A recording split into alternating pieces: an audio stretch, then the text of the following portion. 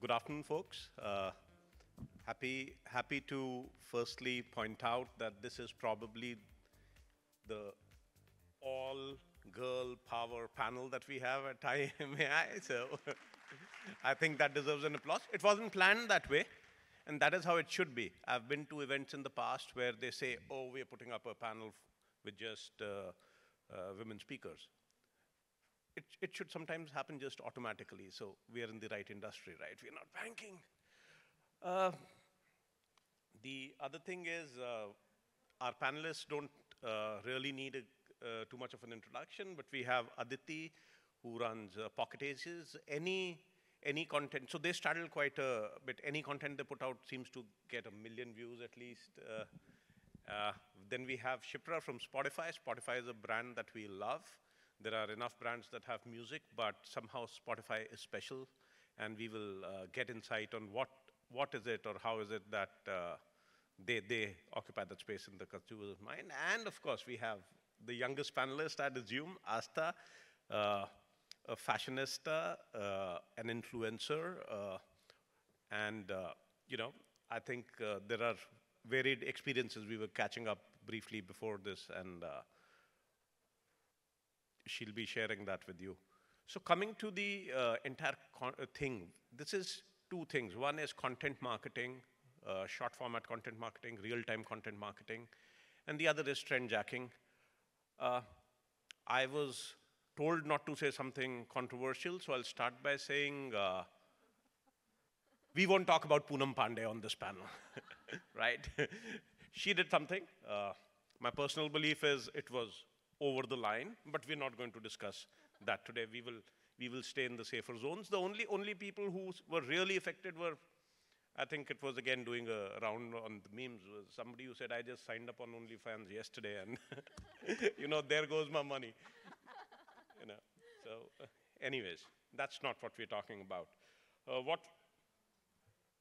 So if I look back, Oreo really brought content jacking, real-time marketing, the fact that you can be human and endearing with your consumers. When the lights went out at Super Bowl, and we remember what Oreo did, and they said you can dunk in the dark, etc. Right? But that's one end of the spectrum. Today, what I see personally is madness, and the panel is going to help us find method to that madness. Last week, InstaTrends CRM rides, somebody says that if I'm going to purchase the brand or I'm going to consider purchasing if the brand tags me, 40,000 conversations. To a person who's faceless, he's in a helmet, he's just put that trend out there at 40, and all the brands, and some of us, Interactive Avenues takes the blame for some of those, but Netflix, Flipkart, Zomato, Swiggy, Vim, Starbucks, Indigo Airlines, Book My Show, all of them, so 40,000 brands. I don't know what they would have really got out of it. So that's the other part of the spectrum where we see a lot of madness. So we'll start with Aditi. And what I want to ask you is, you cover the entire spectrum at Pocket Aces, right? You do original content, you do content for brand, and you also have an influencer network, so you enable that for brands as well. But my question right now is pointed. What makes great content for marketing?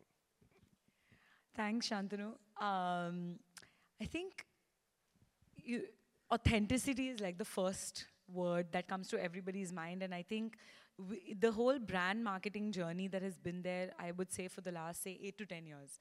Right now, I believe that all brands understand this very well.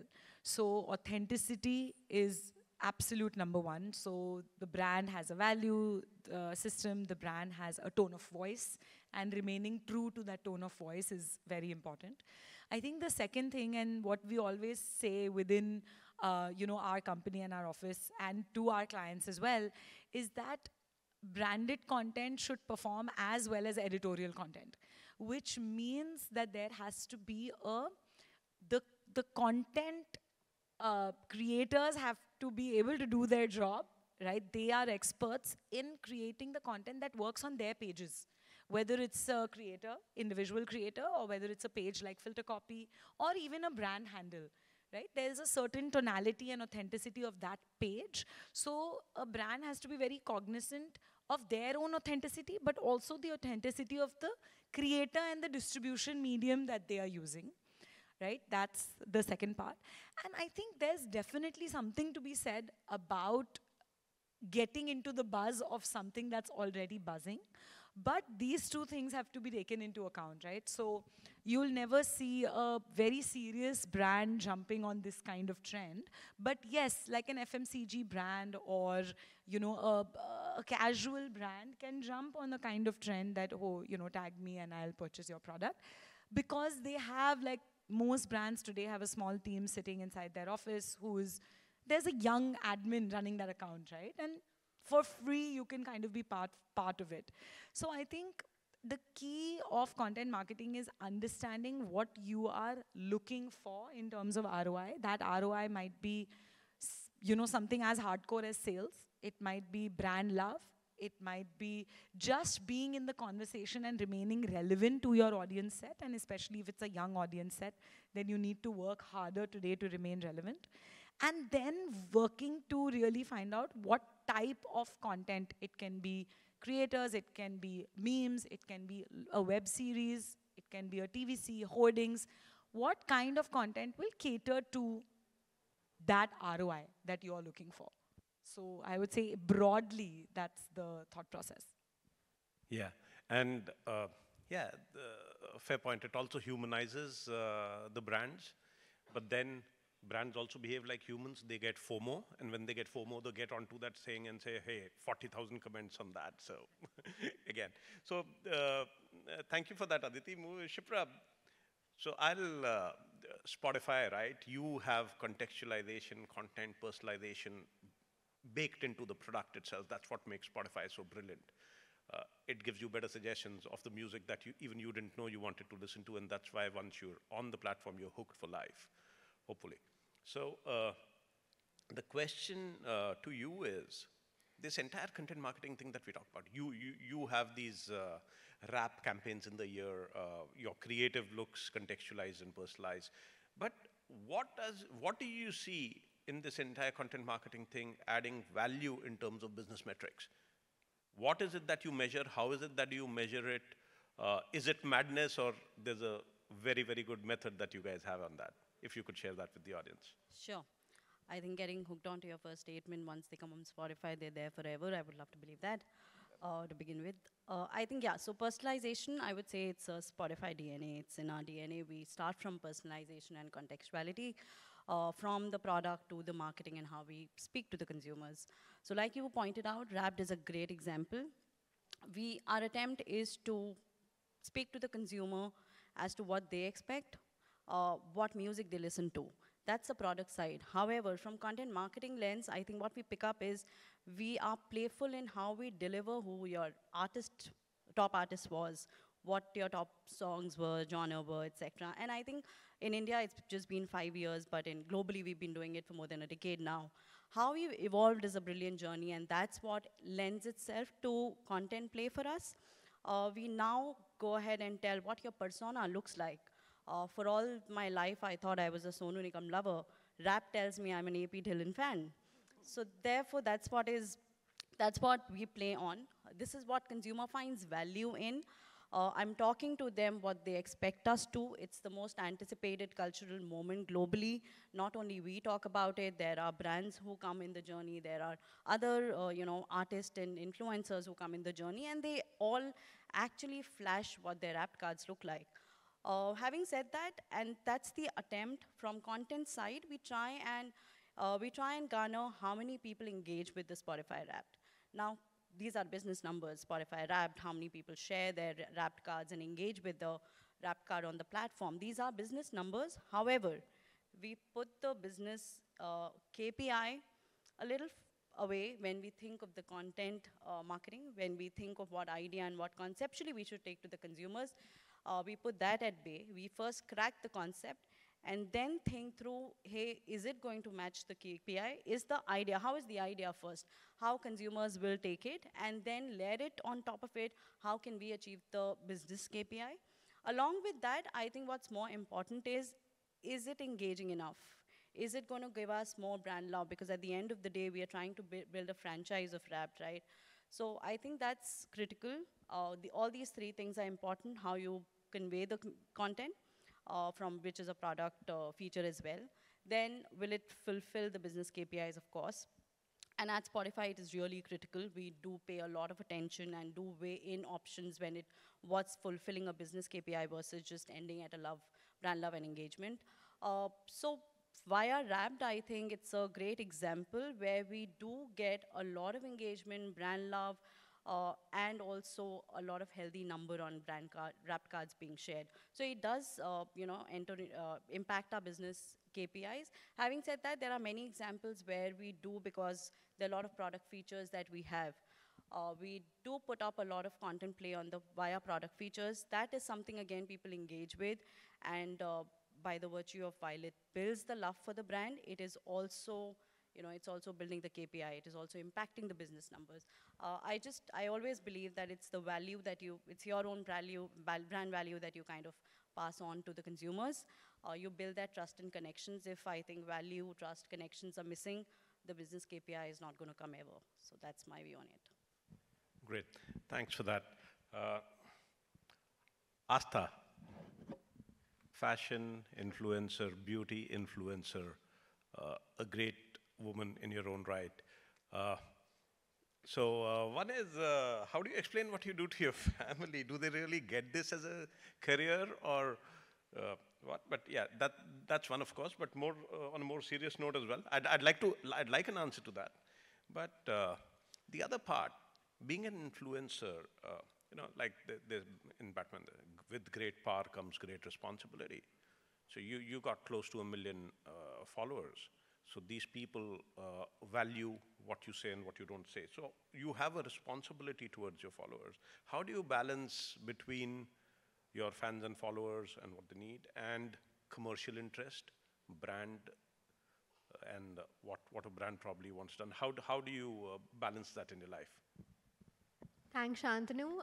Answering your first question, for the ones who don't know, actually, before being a digital content creator, I was working at HDFC Bank as a financial analyst, and I've cleared 2 levels of CFA. I've done BSc in economics and finance, and I have come here to different complete paths. Of course, the first year of content creation, my family didn't really agree to leave my job and do this full time. But as they saw me progressing, my mom was like, yes, you do what you like, what makes you happy. But my father was like, here the income is uncertain. There could be months where you're doing great. There could be months you're not doing any brand. But in a company, you're getting a salary on a monthly basis. So, you need to have something where you're getting a certain particular amount of income. And I have a skin condition named vitiligo. As a child, I always wanted to inspire people through my journey. I didn't know which path it would be, through finance or through content, but actually it found its way through content. That's when my father kind of started understanding that, yes, this is kind of working for her. She's coming closer to her dream. By talking about her journey, she could inspire hundreds of people. And I think that's when my family got convinced. At today's time, they literally do everything for me. Anything I ask them to do, help me in my content. They actually motivate me when there are days I don't feel like making content, and they're just like, come on, Aastha, you can do it, And also I feel currently, Instagram, YouTube, like content is such a place where not just the younger generation, but you could probably even see like your mother or your father, your grandparents making content, It's not just the children. So I think it's evolved over time, and people do understand. Coming to your second question, when it comes to making videos, branded videos, I do make fashion and beauty content.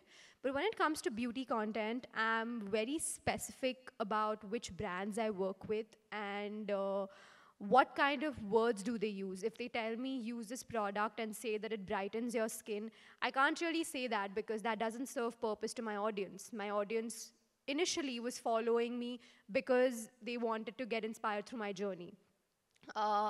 So I'm very specific in the way which brands I choose to do and which brands I work with. I think the most important point here is to be authentic, like Aditi said. You have to be your authentic self. You have to be transparent.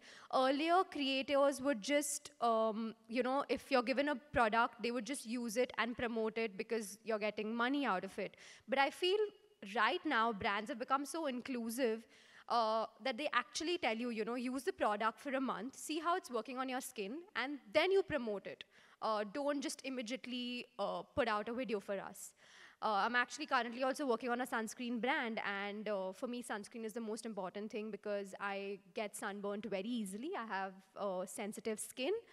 They actually told me, keep the product for a few days, use it, go shoot out in the sun, and see how it's working for you. If it's working for you, you can definitely promote it for us. So yeah, I think it's evolving, and that's how we differentiate between, like which brands we want to work with and which we do not want to work with. Thanks for that, Aastha, for your story, your journey, and the fact that at least you do authentic marketing. That's how you differentiate between whether you want to do something or not something. So in content marketing, one of the things is if you want to look at trends and if you follow a typical process that would happen in an agency with a client, it's going to be 4 days before anything gets done. By then, the thing is already dead as a cat. So the question here, speed trumps perfection, but then you do get mistakes. While Shipra will come to saying, what are the processes, how is it that we follow to ensure that doesn't happen? Before that, Aditi, do brands and agencies get unreal in their expectations? Can you share examples of some stuff, often bizarre or weird, that you've come across? So I think when it comes to speed, the kind of content that we do, some of it takes months, right? Like a web series takes months to create. Some of it can get created in 2-3 weeks, like say a filter copy video. But some of it is very fast, like a reel or a post.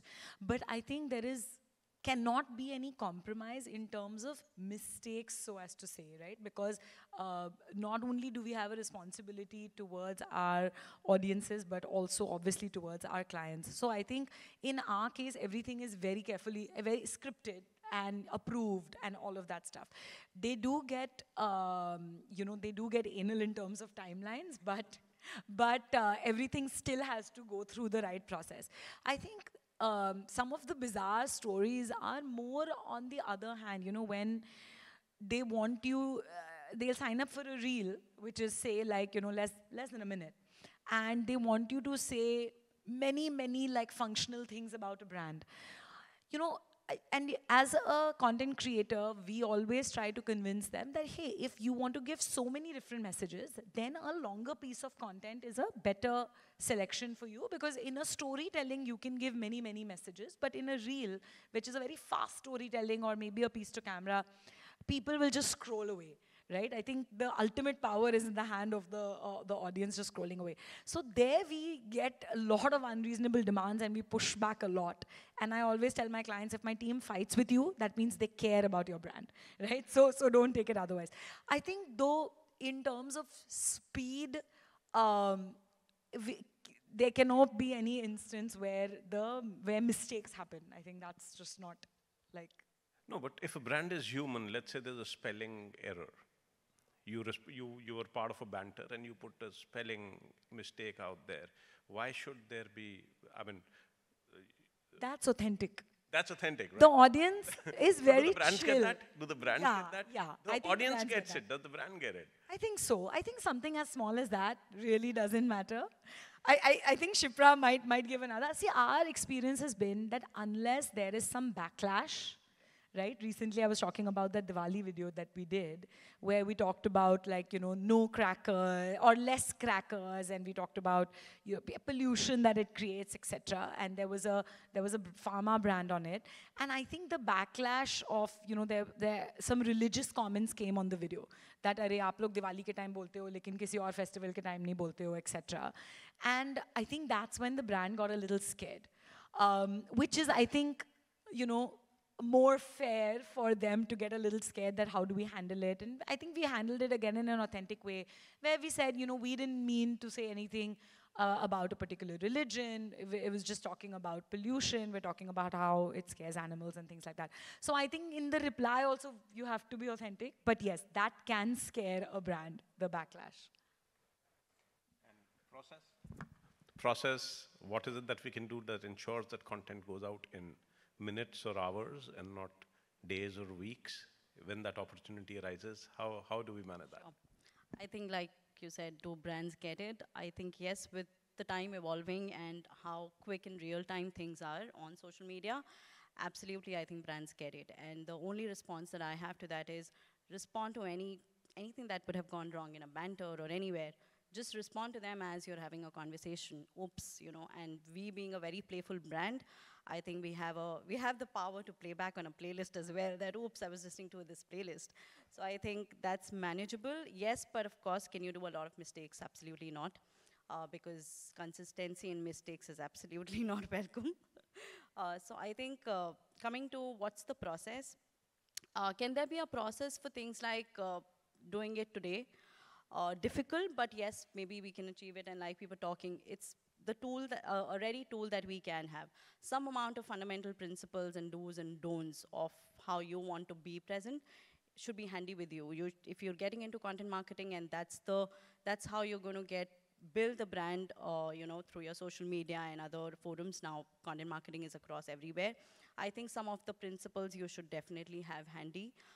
You should, and that's the process. I think once you're aligned on what's the framework on content, how does the treatment go like, what is going to be the tonality, and there are many stakeholders on a brand side, especially from you know, approval cycle. Once the framework is aligned and the strategy, how you'll go about it, what's your content like, what would be the details of the content, not really the, you know, the final output, but at least what's the pillar of that content framework, then how would you distribute it, how would you measure it? If these three things are aligned fundamentally, then I think you're in a better place. From process of, you know, getting approvals, at least you cut down on the cycle of approvals because fundamentally you were aligned in the beginning. Then coming to your question of, you know, and TAT, it does cut down on TAT, but yes, you need to build a capability within your organization. That's very important. You must have a team, you must have your agency partners and relevant stakeholders who are always up and running. If 2 hours is where your approvals need to come in, then you have to prioritize and give that, importance to that. So I think that organizational capability for the brands and marketers to understand this kind of a team is extremely important because they are always in a war room. And I can give an example of it. In 2019, we worked with, on social campaigns, on IPL, we worked with Har Ball Pe playlist, wherein we actually created 250 playlist. It was an actually war room. We were doing real time. We were reading the comments real time. A cricketer did something, someone was out, and there were vibes and, you know, emotions that we were getting from the users. We built that playlist and, you know, and gave it back to the users. And I think they loved it. The recommendations were that, you know, can you be the commentator? Can you next time sit in the commentator room? Can you also do that when the World Cup is on? So I think that's welcoming, but yes, you have to be very cautious. You need to weigh out what you're talking. It needs to be always aligned with your values of the brand. You are playful, you are entertaining, but you have a responsibility. Once gone wrong, it can be you can get into a repetition management. So absolutely cautious. I wanted to touch about one of your things that you said, brand safety, especially on content marketing side. I think brand safety is sitting on the content side as well. Brand safety is not only the external ecosystem. When you're making the content, which content categories are you playing on? You have to be very cautious. If you are on an edgy content category, then I think somewhere you need to be ready for what backlashes you may get. So very important, you know, what's your tonality, what your treatment is, what content categories you're playing on, who your protagonists or the faces are. Extremely important, starts in-house. From content, travels to, you know, how you're distributing. And like today, I mean, digital advertising has evolved a lot. You can negate a lot of things. Brand safety is a very I would say it is not advanced, very evolved stage now. Then I think the most important and critical thing is don't sit back once you've released it out. Social listening is extremely important. Looking into how your, which sites or, which influencers you're choosing, are they delivering correctly? That's extremely important. So I think across from the beginning till end, you need to be intact on that. Great. Thanks. Thank you, Shipra. And Aastha, we'll make it light now. So I initially thought I'll just ask bloopers, but if you want to plug in a brand now, you can plug it in. For bloopers, it's up to you, but also brand you really think gets it right. It could be a brand you're doing stuff for or not doing stuff for, but which is a brand getting right, or which is a brand that you really enjoy doing the content marketing stuff for? Can you talk about some of that? When it comes to bloopers, I'm actually going to share one experience I had during COVID because that's when I started my content. I'm not going to name the brand, but I was doing a shoe brand and they were so rude to me on call. And like they told me to shoot it on the streets against a graffiti wall. Under my shoes, they told me that you have to put tape so that like it doesn't get spoiled. When it came to clothing, because everything you need to send for approval before shooting. For clothing, they were like, you have to wear a dress. I was a little uncomfortable back then because it was in the middle of the road and it was COVID. No one was like on the roads and you couldn't even shoot at any time because the police was around. And they were just like very rude to me. They were like, no, you have to do this, you have to do this. It felt like they're just like, we're paying you, so you have to like do what we're telling you to do. I think this is where sometimes brands don't understand that we are, like I am Aastha Shah, like a digital content creator for a certain kind of niche. If you don't give me the creative freedom to put out the message through my way, it's not really going to work for my audience. And then when they tell you to send the insights, they're like, oh, this reel didn't do well. I mean, you've told me to make it so branded that it's not going to do well. You're not telling me to be my authentic self. So yeah, I've had very bad experiences. Even like there was one brand which straight on told me that, oh, we do not have a foundation of your skin color, so we cannot work with you. And 1 year later, I became like the face of the foundation of one of the very big brands. So it's very different to work in this industry.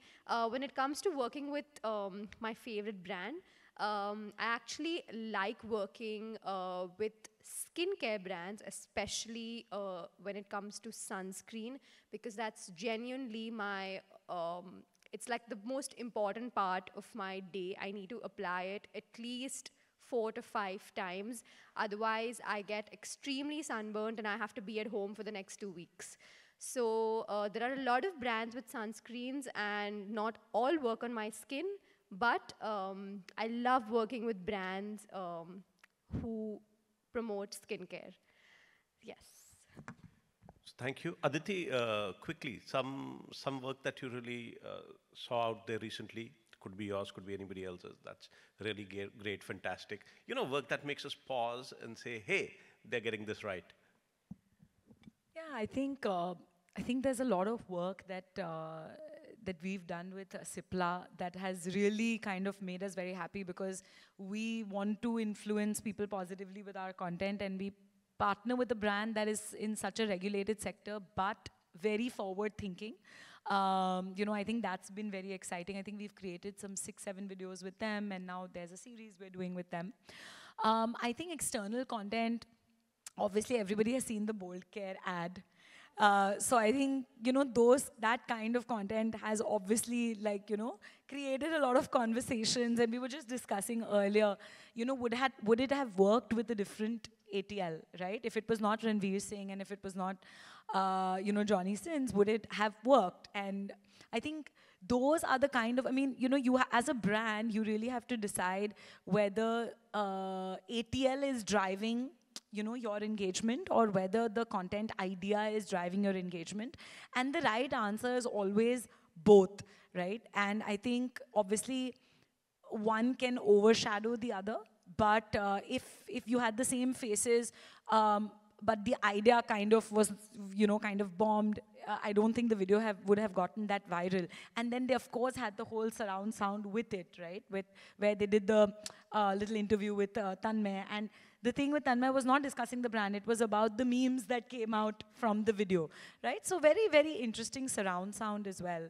I think we get very excited when brands give us, as she said, the flexibility to create long-term campaigns with them, because that is when you can actually really measure and demonstrate ROI, whether it is measuring a direct metric or through a BLS study, etc.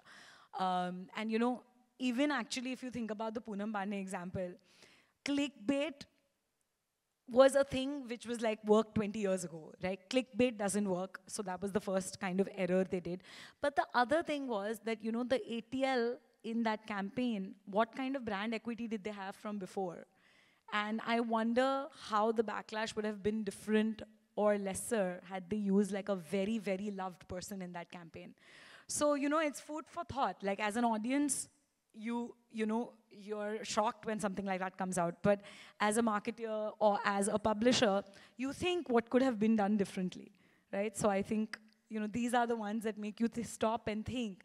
I also think Nikhil Taneja's Be a Man Yaar was a very interesting piece of content, and I'm sure brands are all over, wanting to create second season of something like that. So, yeah.